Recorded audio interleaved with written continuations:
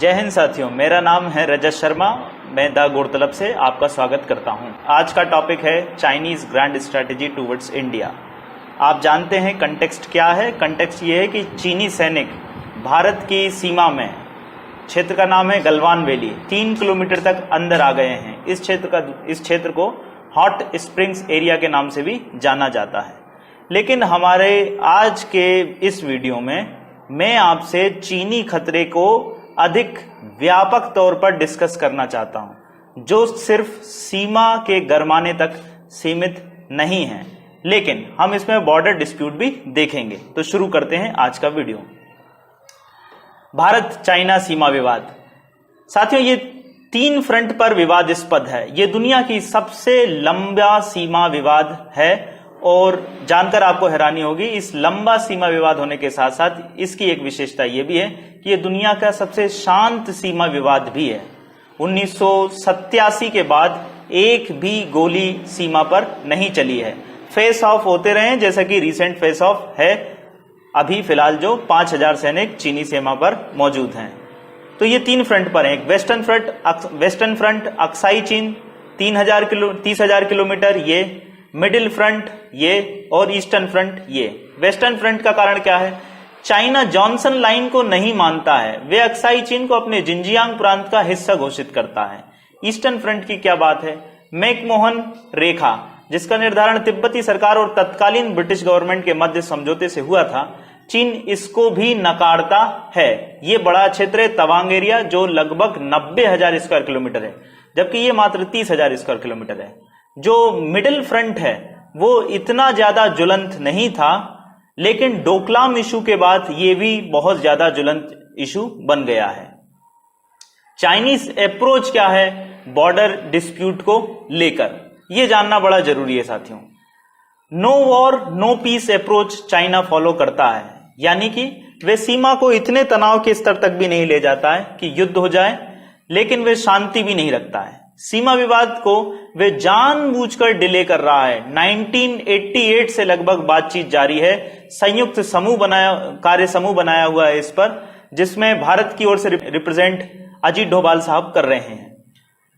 तो चीन इसे डिले क्यों करता है? क्योंकि चीन सीमा को एक प्रेशर टैक्टिक्स के रूप में, एक साइकोलॉजिकल एडवांटेज गेन करने के लिए हमेशा से यूज करता आ रहा है। क्या चीन ने कोई उपाय सुझाया है कि इसे कैसे सॉर्ट आउट किया जाए? नहीं, ऑफिशियली कोई नहीं सुझाया है, लेकिन अनऑफिशियली चाइना के पूर्व राजनयिक सेक्टोरल अप्रोच की बात करते रहे हैं, यानी तवांग का क्षेत्र आप हमें दे दीजिए और अक्साई चीन का क्षेत्र आप हमसे ले लीजिए। तवांग को क्यों मांगना चाहता है? ताकि भविष्य में उसे ये डर ना रहे कि तिब्बती बौद्ध धर्मी तवांग से कहीं तिब्बत की स्वायत्तता की मांग उठा दें। सबसे इंपॉर्टेंट, चीन बॉर्डर इश्यू को एक डिफ्लेक्टेड टैक्टिक्स के रूप में भुनाता आया है। इसका क्या मतलब है? साथियों, चीन की महत्वाकांक्षाएं समुद्र तक हैं और चीन की सबसे बड़ी कमी आर्थिक उभार के बावजूद अभी भी मलक्का डायलेमा ही है। ये क्या है? ये है साथियों कि उसके ईंधन की आपूर्ति हिंद महासागर से होकर गुजरती है और भारत को इसका रणनीतिक लाभ है, क्योंकि भारत इंटरनेशनल नेवल या सी सप्लाई चेन के निकट पर अवस्थित है। हिंद महासागर भारत के गलियारे की तरह है, भारत के आंगन की तरह है। चीन को इससे खतरा रहता है। तो चीन सीमाओं को, जो स्थलिक सीमाएं हैं, उन्हें विवादास्पद गरमा कर भारत की डीप सी नेवल पावर को, भारत की डीप सी नेवल तैयारियों को कमजोर करने का इच्छुक रहता है। डिफ्लेक्टेड टैक्टिक्स का एक पहलू इंटरनल भी है। कोविड-19 को चीन की गवर्नमेंट ने जिस तरह मिस हैंडल किया है, चीन की जनता उसके प्रति आक्रोशित है। चाइनीज गवर्नमेंट अपने इस नैरेटिव को बदलने के लिए एक वॉर टाइप सिचुएशन क्रिएट करना चाहती है। ये पहले भी हो चुका है जब माओ ने 1956 के बाद से मिस हैंडल किया था चीन में पड़ने वाले कई अकालों को। तब वहां इंटरनल जो डिस्ट्रेस निर्मित हुआ था उसे डिफ्लेक्ट करने के लिए माओ ने 1962 के वॉर को प्रायोजित करवाया था। यानी ये एक तरीका भी है सीमाओं को गर्म कर चाइना के भीतरी नैरेटिव को मैनेज करना।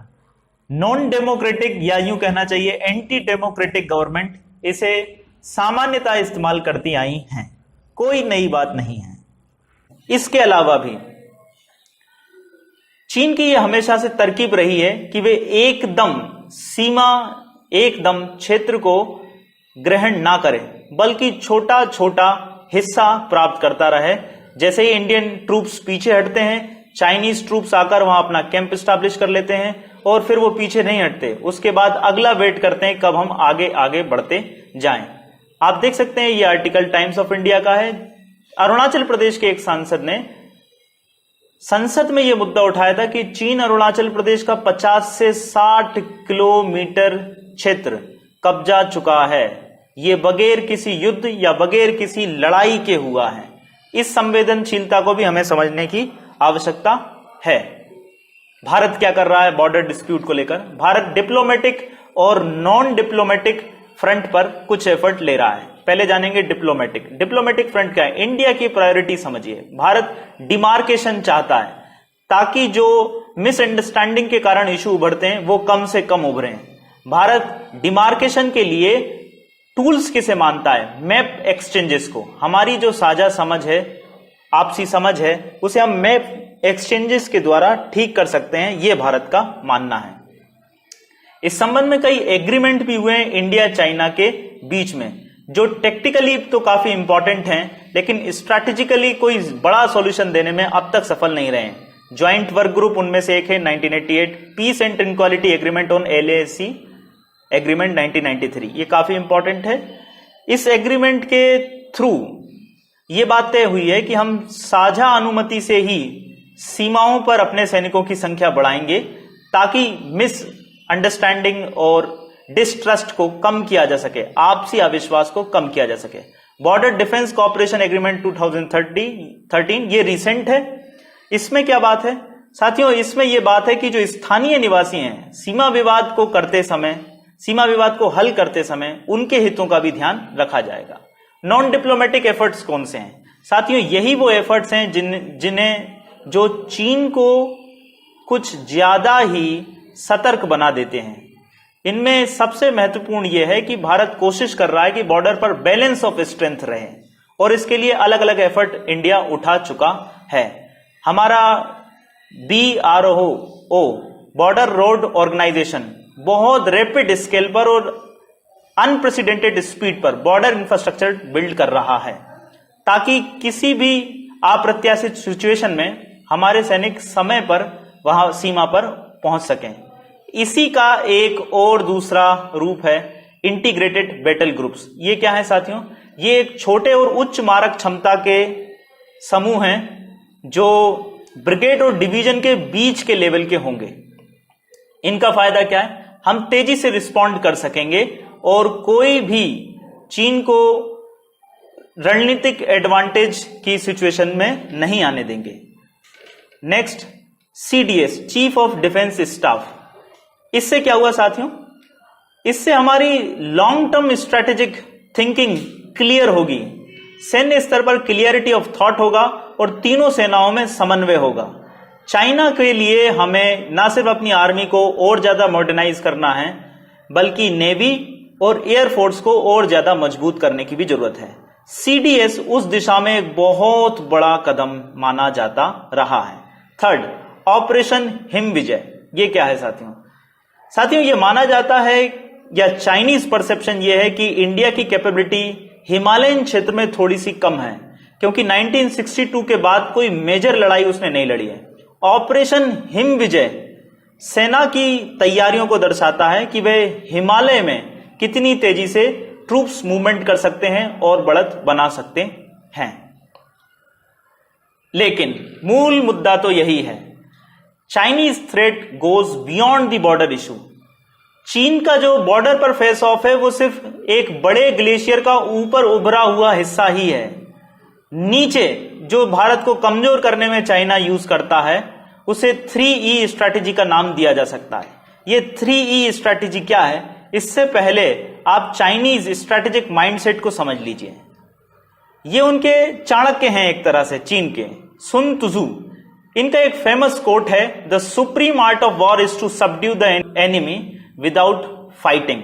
दुश्मन को लड़े बगैर युद्ध की सबसे अच्छा कला यह है कि आप दुश्मन को कमजोर कर दो या गिरा दो। इसका मतलब क्या है साथियों? चाइना में स्ट्रैटेजिक कल्चर काफी पहले से रहा है। संकट की बात यह नहीं है, यह तो हर देश में होना चाहिए। परेशानी की बात यह है कि इंडिया में स्ट्रैटेजिक कल्चर कम रहा है। चाइनीज स्ट्रैटेजिक कल्चर का ग्रेट एग्जांपल है उसकी चीनी वॉल, जो उसने मध्य काल में बनाई थी ताकि विदेशी आक्रमणों से उसे एक अभेद्य सुरक्षा प्राप्त हो जाए।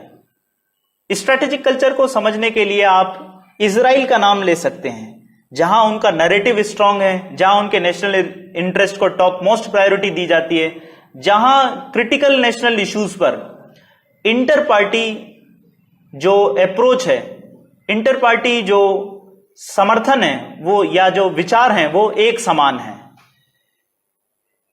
3E स्ट्रैटेजी के बारे में जानते हैं। इसका पूरा नाम है इनसर्कलमेंट, इन्वेलपमेंट, इंटेजलमेंट। ये हैं क्या, एक एक कर हम जानते हैं। इनसर्कलमेंट क्या है? भारत का सैन्य घेराव। पहले तो ये साथियों समुद्र के स्तर से ही हो रहा था, जिसे नाम दिया गया था स्ट्रिंग ऑफ पल्स। इसका मतलब क्या है? चीन भारत के पड़ोसी देशों में मैसिव इन्वेस्टमेंट कर स्ट्रैटेजिक बंदरगाहों को डेवलप कर रहा है ताकि भारत को एक सामरिक रूप से पीछे धकेला जा सके। लेकिन अब CPEC बॉर्डर रोड इनिशिएटिव का एक हिस्सा है CPEC, China Pakistan economic corridor. उसके माध्यम से अब उसकी यह रणनीति भारत के स्थलीय सीमा पर भी हो गई है।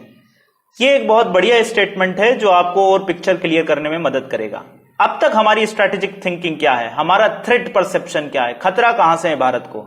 हम मानते हैं नॉर्थ फ्रॉम चाइना और वेस्ट फ्रॉम पाकिस्तान, लेकिन CPEC के जरिए चाइनीज का ट्रूप्स मूवमेंट वेस्ट और इतना ज्यादा स्ट्रांग हो सकता है भविष्य में कि भविष्य में नॉर्थ फ्रॉम चाइना और west from China threat India को देखने को मिल सकता है। इंटेजलमेंट क्या है साथियों?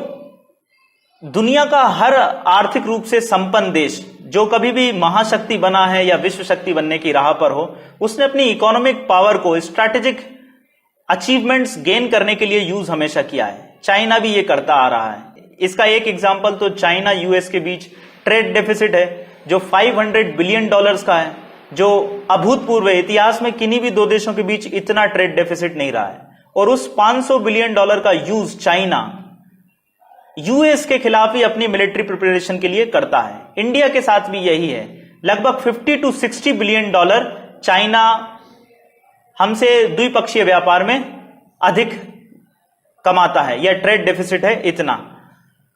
और यह डेफिसिट समझिए स्ट्रैटेजिक क्यों है? क्योंकि यह नेचुरल कम और आर्टिफिशियल ज्यादा है। इसका क्या मतलब है? नेचुरल तो है ही, क्योंकि चाइना की जो सेकेंडरी सेक्टर है वो स्ट्रांग है। चाइना दुनिया का मैन्युफैक्चरिंग हब है। एक्सपोर्ट के लिए उसके पास कॉम्पिटिटिव और स्किल्ड लेबर है। इस वजह से ये नेचुरल तो है। आर्टिफिशियल क्यों है? क्योंकि चाइना हमारे फार्मास्यूटिकल और एग्रीकल्चर प्रोडक्ट को एक्सेस ही नहीं देता है उसके मार्केट में, इसलिए ये आर्टिफिशियल भी है। और ये जो $50 to $60 बिलियन है डेफिसिट है, इसे चाइना पाकिस्तान को एज अ ऋण देता है। जो इंडिया के दूसरे एफर्ट हम जो उठा रहे हैं FATF में पाकिस्तान के खिलाफ, उससे पाकिस्तान को उबारने में मदद करता है। इसलिए इसका एक स्ट्रैटेजिक पहलू है जो लोगों को समझना जरूरी है। इस पर आघात करने के लिए चाइना के बहिष्कार की बात काफी उठ रही है, जिसे आप अच्छी तरह से जानते ही हैं। नेक्स्ट और लास्ट, इनवेलपमेंट। ये क्या है साथियों? इंटरनल वीकनेस का फायदा उठाता है चाइना इंडिया के और उन्हें लगातार सपोर्ट प्रोवाइड करता है, चाहे वो आइडियोलॉजिकल हो, मोरल हो, आर्म्स और एम्यूनिशन के लेवल पर हो। नक्सलिज्म इसका एक एग्जाम्पल है। 60 के दशक में उत्पन्न हुआ नक्सलिज्म आज के नक्सलिज्म से पूरी तरह अलग है। ये वो नक्सलिज्म नहीं है जो शोषण के या उच्च वर्गों के शोषण के खिलाफ पनपा था। ये वो नक्सलिज्म है अब जो इंडिया को कमजोर करने की कोशिश करता है। ऐसा मैं क्यों बोल रहा हूं? हमारे मेजर मेटालिक और non metallic resources red corridor के नीचे दबे हुए हैं। रेड कॉरिडोर कहां से कहा जाता है कि ये पशुपति से तिरुपति तक फैला हुआ है और इस तरह ये ईस्ट इंडिया को डेवलप होने से रोकता है। इसे भरपूर सपोर्ट मिलता है बाउंड्री के उस पार से। नॉर्थ ईस्ट सेपरेटिस्ट मूवमेंट को भी चाइना का स्पष्ट समर्थन प्राप्त है। नगा रिबेलियन जो हैं वो आर्म्स और एम्यूनिशन प्राप्त करते हैं म्यांमार के रूट से, चाइना के थ्रू। चाइना जो अपनी आर्मी का मॉडर्नाइजेशन करता है, बचे हुए हथियार वो इन्हें सप्लाई करता है जो उसके पुराने हथियार होते हैं। और चूंकि ये गोरिल्ला वॉर लड़ते हैं तो इसलिए पुराने हथियारों से भी इन्हें काफी बढ़त मिल जाती है और वहां की भौगोलिक स्थितियां भी इनका समर्थन करती हैं। तो साथियों, ये थी हमारी चाइना की ग्रैंड स्ट्रैटेजी टुवर्ड्स इंडिया। आगे और इसी तरह के मुद्दे समझने के लिए बने रहिए हमारे चैनल द गौरतलब पर। जय हिंद।